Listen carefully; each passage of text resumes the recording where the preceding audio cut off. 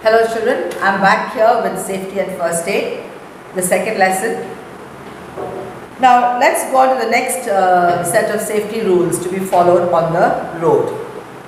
Always walk on the footpath. Now here you have the middle wide road, and on the right side and left side you have the footpath. Now the footpath is meant for the people who are walking, the pedestrians as they are called. Do not walk in the middle of the road because the main road is for the traffic, the bus, the car, the cycle, the motorcycle, all those vehicles. The sides, on both sides, the pavement is for the pedestrian.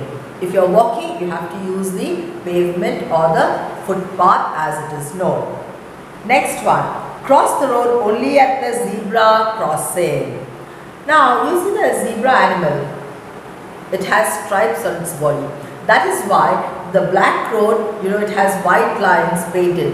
It is known as the zebra crossing.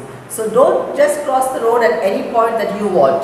If you want to cross the road at a particular point, you have to look for the zebra crossing, go there, stand, wait for the traffic to stop, and then only cross. If you are going to cross anywhere in the middle, you are bound to get hit by some vehicle. Third one, while crossing the road, look to your right, then to your left, and again to your right. Cross the road only when the traffic stops. So while crossing the road, you have to remember that first you have to look to your right, then you have to look to your left, and again to your right. And then absolutely there should be no traffic, then only you need to cross the road. Even if you see one car approaching, I advise you to stay where you are. See that there is no movement of traffic and then cross the road. Keep to your left while riding a bicycle. Now when you are on a bicycle, remember always to keep to your left. Do not get into or get down from a moving bus. Always stand in a queue and wait for your turn. Now when the bus is moving, whether it's your school bus or the town bus, remember you have to get down when it stops.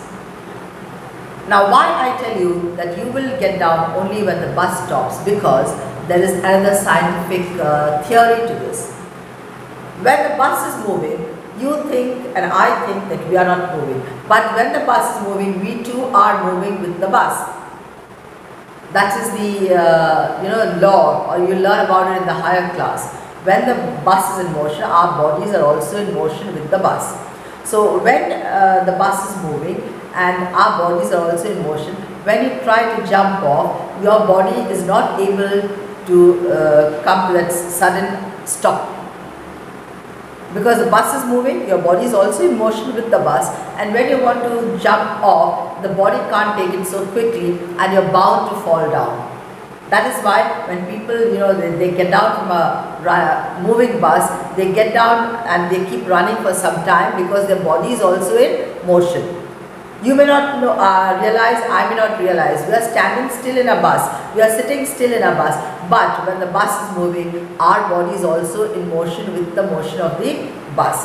But remember, it is advisable that you should never jump off a moving bus. Similarly, when the bus is moving, don't try to jump in, because you are just starting from a position that you are stationary to a moving position, and you cannot catch up with the speed of the moving vehicle, and you may slip and fall. Maybe you will not be able to put your leg on the first footboard of the bus, and you may slip and fall. Immediately you may break your leg or your ankle or whatever it is. So this you have to follow very, very carefully, never to jump off or jump into a moving bus. Always stand in queue and wait for your turn. So remember to stand in queue and wait for your turn. You will be very safe and sound. Never play on the road. Now the road is meant for traffic to move, for vehicles to move, not your playground. So your playground is there for you to play. It is not in the classroom or on the road. You have a place to play, and that is the playground. Now coming to first aid. Since accidents do take place, we must know what we should do when someone gets hurt. The immediate help given to an injured person is called first aid. As I had told you in the beginning of the lesson, when a person falls and gets hurt, or breaks her hand or leg, the immediate help that we give at that point, or the first help that we give at that point, is known as first aid. First, and aid means help. So before taking the particular injured person to the hospital, we give a sort of aid, a sort of a little bit relief to the injured person, and that is known as first aid. Remember the following things. Do not get frightened or panicky. Now, if there is an accident in the house or in the school or in the neighborhood, do not get frightened or panicky. Panicky means nervous. You should be having self-confidence. Calm down the injured person. Now, we see if there is an accident on the road, many people go crowding around that area and around that person. That is not to be done. You should calm the person, maintain that calmness over there. Give the person confidence and not to crowd around the person, because the person needs to have fresh air. So you should never crowd around the injured person. Next page. Do not crowd around the person who is hurt. So when a person is hurt, leave the person to get enough of fresh air. Not crowd around the person. If the person is hurt, make him/her sit down or lie down. Now, if the person has fallen from the scooter, don't let that person be lying down on the road itself. Try to help and raise the person and take the person to a safe position and make the person sit down and offer a glass of water before taking to the hospital. If the person is bleeding, clean the wound with an antiseptic lotion, tie a clean bandage or a hanky over the wound. Now, if in case the injured person is bleeding profusely, what you have to do is immediately take an antiseptic lotion like Savlon or Dettol, if possible, dilute it and then clean the wounded area with a clean handkerchief, if not a piece of tissue, but not with a dirty handkerchief or with any piece of cloth, because infection may set in. With this, I come to the end of the lesson. Now let's go on to the exercises. Tick the correct answers. To sharpen pencils, we must use a sharpener, not a knife or a blade or a scissor. 2. We must cross the road at the zebra crossing. 3. If a person is injured, we must calm the person down, not make the person get more panicky or nervous. 4. We must clean a wound with antiseptic lotion, that is Dettol or Savlon.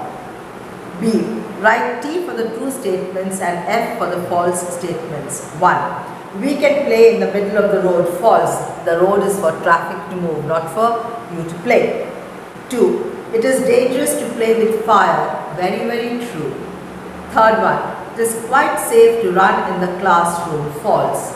You can run safely in the playground. Fourth one. It is not dangerous to play with broken glass. No, it is very dangerous to play with broken glass. You may cut yourself. So the statement is false. 5. Be careful while using sharp instruments. Very true. If you are using a knife like this with a sharp point, or a scissors or a blade, you have to be very careful or you will cut yourself. The statement is true. Next one. Answer the following questions. Why should we not touch electrical appliances with wet hands? As I had told you in the lesson, if you touch electrical appliances with wet hands, you are sure to get an electric shock. Second one, list 2 safety measures that one must follow on the playground. Now, when you are on the playground, wait for your turn to get on the swing. Second, do not push each other while playing, because if one falls, it's a chain reaction, the one by one all will fall.